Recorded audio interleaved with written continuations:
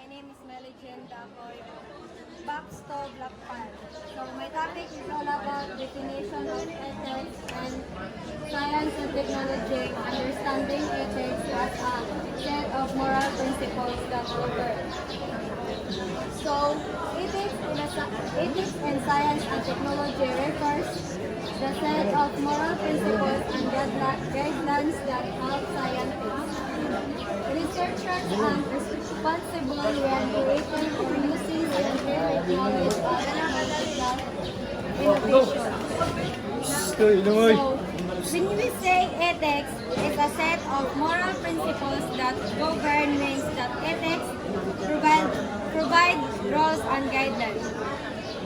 So, kita dapat kabalota kung unsay sakto or dili sakto nga or angay ba na siya buhaton.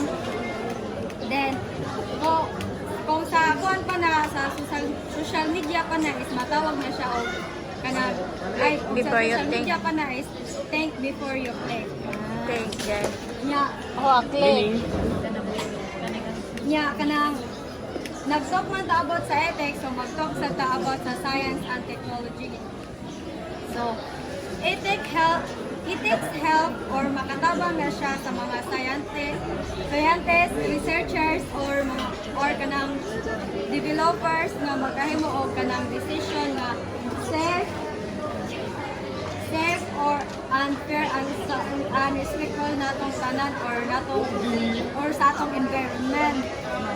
So, science is mo na siyang discovering knowledge, then technology is mo na siya ang knowledge or kanang gamitan nga knowledge to solve the problem. So here are example of science and technology. One is respecting privacy. Respecting privacy as developers should not steal out users' personal information without permission. So kani is kanang mo ni siya ang kana bitong kuan kanang wala mo yung rights nga kuan maghilapot unless una mo mga permission. Like kanang messenger. For example, kani basta may maingon ani dinili. Paano siya kada dili ka magpataka o picture niya without permission niya kay bawal may private man ang kakuan. So need mo makaasa personal ayan mo i-post or mag-picture niya. I-connect na ako kay Dinilin nga bawal mag-picture. Kanang bawal mag-picture is nakadepende po na sa place. Kung naka sa public place, dili ka makaingon nga bawal mag-picturean. Pwede di ka kay naka sa public place. Pero naka sa mong balay, naka sa private room, mo nang bawal ka picturean without your permission. Napay lahat? Sige, Robert. Ang legal basis sana is according to Republic Act 9995, photo and video by yourself katong giingon ni atong gipa activity lima. Dili ta pwede makatake og picture o video sa katao or sa individuals kung walay consent.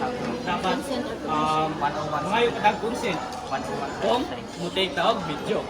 Bisan pag sa public, dili gyapon ta pwede maka-take og picture, dapat mangayo tag consent bisan na ta sa public area.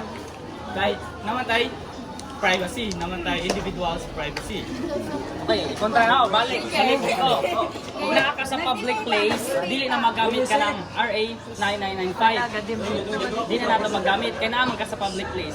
Ang kanang without permission is, once nga naka sa private room or naka sa dili nga public place, is ana na nato magamit ang kanang RA 995 or naputay gitawag nga RA number 10173 or the Data Privacy Act. So kung kana magamit ko na nato kung gi-invade sa tao ang atong privacy or information, like sa Facebook, information nato sa Facebook na ni-hack sa akong account. So mo na pwede nato ma-apply sa Data Privacy Act. Naputay gitawag nga Safe Space Act. So ang kana po is related gyapon na siya sa when it comes sa kanang walay consent nga pag take of picture or video.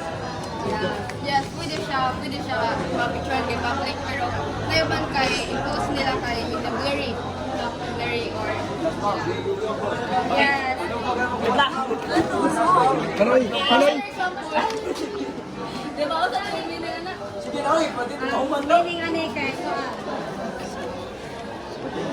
app developer should not steal or sell user. kanang bawal ka mangawat og lain nga buhat kay plagiarism mo na siya, dapat mo taga-credit, pero dili ka mata-credit kay plagiarism.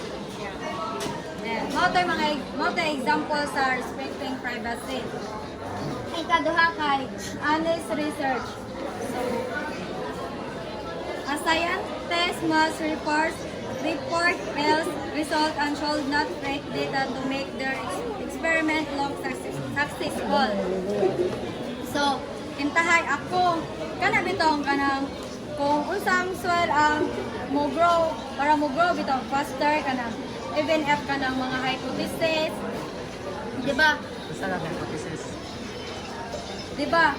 Kanang sa ako ang gisuwat kay sa ako ang gihapon kay suwat gyapon ako ang kanang suwat gyapon ako ang result. O suwat gyapon ako ang result bisan kanang kuan instead nga ako siyang alisdan. Instead nga ako siyang alidan kay pero para nako kay mo to sakto. Wala ko example ana. Ay na dai. Mayor example. So, kuan ra ka ng elaboration ra bitaw sa connection sa ethics sa science and technology sa honest research. So, as a scientist, dapat yun maglatha tag mga facts, dapat honest. That's why it's really important ang ethics because it is the study of moral principle. Nag-help siya mag-balance sa sakto or dili and good and bad, right or wrong. Basta something na ganyan. So, it serve important role sa honest research. Why? Because scientific study is all about stating the facts. So, if mangilad ka sa result sa usa ka gi-studyhan, dili na siya makatabang sa katawhan. Kaya ang purpose man sa scientist ay makatabang sa katawhan and ma-develop ta, maka-help of develop ang usa ka country or the humanity. So, Mga example ni Mayor. Then, kantola is self-invention.